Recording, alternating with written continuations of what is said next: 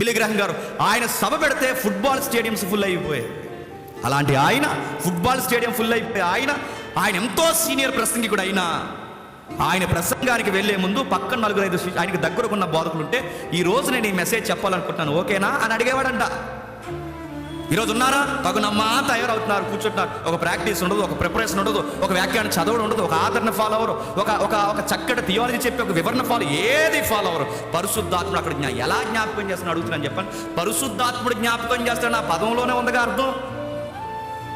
మీరు ఏం మాట్లాడాలో అక్కడ ఆయన జ్ఞాపకం చేస్తాడు. జ్ఞాపకం చేయడం అంటే నువ్వు ప్రిపేర్ అయితే ఆ ప్రిపేర్ అయింది మరిచిపోకుండా చెప్పండి, జ్ఞాపకం చేస్తాడు, అది అర్థం. నువ్వేం ప్రిపేర్ అవ్వకుండా ఇక్కడ వచ్చి నాకు జ్ఞాపకం చేయి ఏం జ్ఞాపకం చేస్తాడు నీకు?